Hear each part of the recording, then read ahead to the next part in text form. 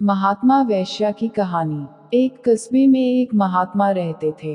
उसी कस्बे में एक वेश्या रहती थी। महात्मा जी अपना कार्य करते थे और वह वेश्या अपना कार्य करती थी। यानी महात्मा जी लोगों को अच्छी शिक्षा और ज्ञान का उपदेश देते थे और वेश्या अपने धंधे में लिप्त रहती थी।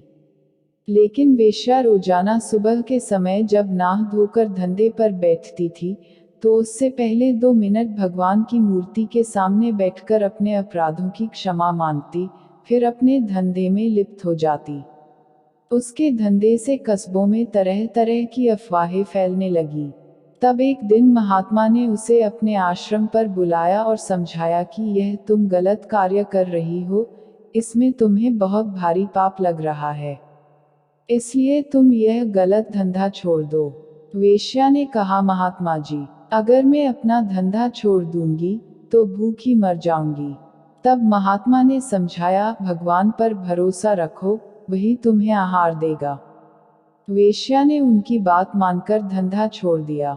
कुछ दिन तो उसने अपनी जमा पूंजी से काम चलाया, लेकिन जब वह जमा पूंजी खत्म हो गई तो वह महात्मा के पास जाकर बोली, मेरा सारा धन खत्म हो गया, अब मैं क्या खाऊं। तब महात्मा ने कहा, भगवान पर भरोसा रखो, वह तुम्हें आहार जरूर देगा। वेश्या चुपचाप लौट आई। एक दिन वह भूखी सो गई। फिर दूसरा दिन बीता, तीसरा दिन बीता। जब उससे भूख बर्दाश्त नहीं हुई तो वह पहले की भांति अपने धंधे में लिप्त हो गई और वही क्रिया दोहराने लगी, अर्थात भगवान की मूर्ति के सामने 2 मिनट प्रायश्चित करती, फिर अपने धंधे में लग जाती।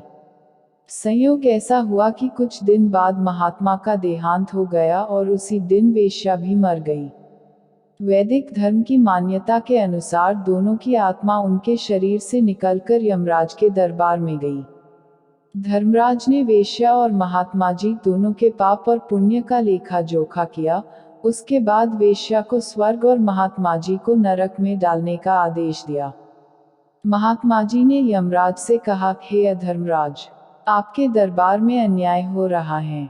मैंने जीवन भर लोगों को अच्छे मार्ग पर चलने का उपदेश दिया, फिर भी आप मुझे नरक में डाल रहे हैं, जबकि वेश्या ने जीवन भर पाप कर्म किया उसे स्वर्ग दे रहे हैं। यह आपका कैसा न्याय है। तब यमराज ने महात्मा से कहा, हम धर्मराज, हमारे दरबार में कभी अन्याय नहीं होता। देखो, उधर पृथ्वीलोक में आपके शरीर को लोग गाजे बाजे के साथ दफनाने ले जा रहे हैं, वहां आपकी मजार बनाकर पूजा किया करेंगे। चूंकि आपके शरीर ने, आपके मुंह ने प्रवचन किया था, इसलिए आपके शरीर की सद्गति हो रही है, लेकिन आपके मन में परमात्मा के प्रति वास्तविक प्रेम नहीं था, बल्कि आपके मन में नाम कमाने की चारों ओर प्रसिद्ध होने की लालसा थी। आत्मा से कभी आपने परमात्मा का सुमिरन नहीं किया, इसलिए यहाँ नरक में डाले जा रहे हो। उधर दूसरी ओर वेश्या को देखो, उसने शरीर से पाप किया था, उसके शरीर को लोग घसीटकर नाले में फेंक रहे हैं। उसके शरीर की चील कौवे खाएंगे, लेकिन वह धंधे पर बैठने से पहले 2 मिनट ही सही, किंतु सच्चे मन से भगवान की मूर्ति के सामने बैठकर अपने पापों का प्रायश्चित करती थी। इसलिए उसकी आत्मा को स्वर्ग प्राप्त हो रहा है। प्रायश्चित करने से सारे पाप नष्ट हो जाते थे, यह बात आप भी भली भांति जानते हैं, किंतु आप में तो नाम कमाने का भूत सवार था, अतः जिसने जैसा किया उसे वैसा मिला।